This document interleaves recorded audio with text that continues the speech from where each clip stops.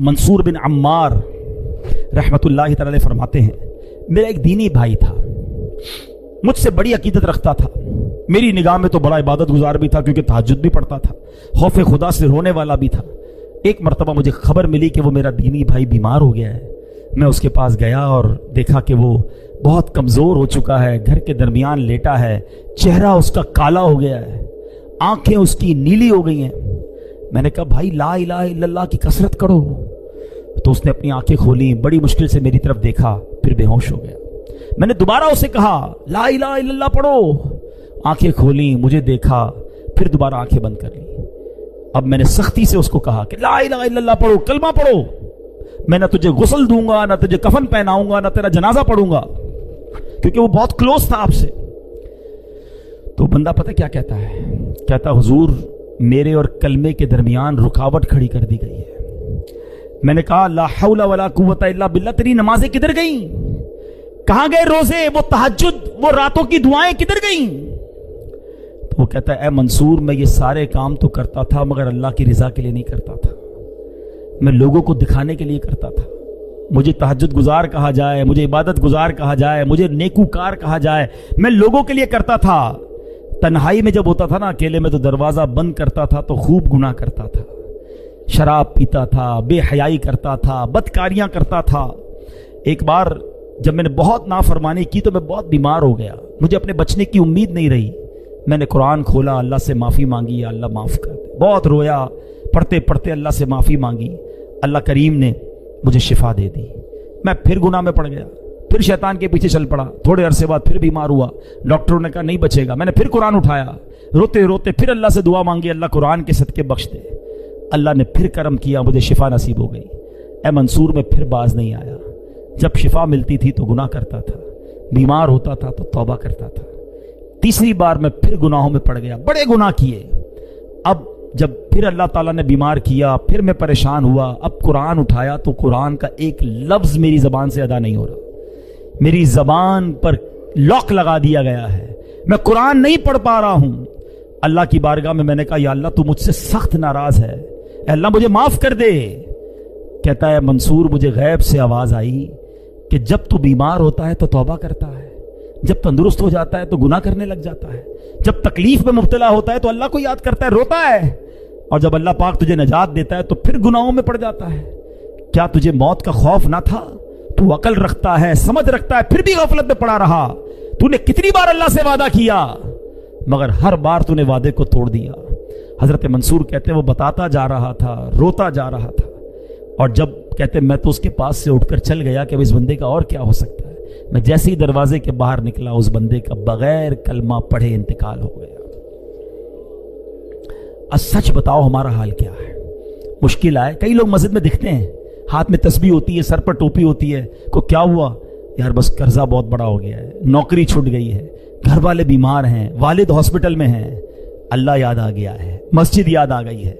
जिधर वो मसला हल हुआ, जिधर वो प्रॉब्लम खत्म हुई, बंदा ही भाग गया मस्जिद से दूर। क्या इसलिए अल्लाह की इबादत है? अल्लाह तुम्हें इसलिए याद आता है कि जब मुश्किल आए तो रब याद आया और अल्लाह ने आसानी दी तो उसी की नाराजगी वाले काम मत करो मेरे प्यारे इस्लामी भाइयों। ऐसा खुशी में भी रब के साथ रब की रहमत को पुकारते रहो, इबादत करते रहो, और अगर कोई तकलीफ और कोई आजमाइश आ जाए फिर भी हम अल्लाह का दर छोड़ के किधर जाएंगे? उस करीम के सिवा हमारा कौन है? वो नाराज हो गया तो मारे जाएंगे। आओ मेरे प्यारे इस्लामी भाइयों, सच्ची तौबा कर लो, अल्लाह की बारगाह में सर झुका दो। वो बड़ा करीम है, वो पिछले गुनाहों को मुआफ फरमा देगा अगर बंदा सिद्के दिल से तौबा कर ले और आइंदा गुनाह ना करने का पक्का इरादा कर ले। शैतान का एक और वार, यार तेरा दिल तो लगता नहीं नमाज में, तिलावत करता है तो नींद आने लगती है, छोड़ दे फिर फायदा क्या? हाँ, ये मत करना कि शैतान तुम्हें बहकाए, जो थोड़ा बहुत कर रहे हो अगर वो भी छोड़कर चले गए तो फिर तो गए ना, फिर तो आओगे कैसे वापस? मैं इसका आपको सॉल्यूशन बताता हूं। सॉल्यूशन ये है कि जिसको नमाज में दिल नहीं लग रहा, तिलावत में दिल नहीं लग रहा, अच्छे कामों में दिल नहीं लग रहा ना, वो क्या करे? जब कोई गुनाहों का बीमार हो जाता है ना तो उसको नेकियों में मजा नहीं आ रहा होता, तिलावत में मजा नहीं आ रहा होता। जब आपको ऐसी फीलिंग आए ना कि यार मुझे नमाज में, रोजे में, तिलावत में, जिक्र में, महफिल में, इज्तिमा में, मस्जिद में मजा नहीं आ रहा, फौरन रियलाइज कर लो कि यार बीमार हो गया हूं। अब क्या करना है? इबादत नहीं छोड़नी है, तौबा भी करनी है, इस्तगफार भी करना है, माफी भी मांगनी और आते रहना है। होगा क्या कि चंद दिनों के बाद जब ये दिल से गुनाहों का वरक हटेगा ना, तो सजदों की लज्जत आना शुरू हो जाएगी, इबादत में दिल लगना शुरू हो जाएगा, तिलावत का नूर मिलना शुरू हो जाएगा। क्योंकि वो बीमारी के दिन चले जाएंगे। अब बीमारी भी रहूं और दवाई भी ना लूं तो बीमारी तो और बढ़ जाएगी ना।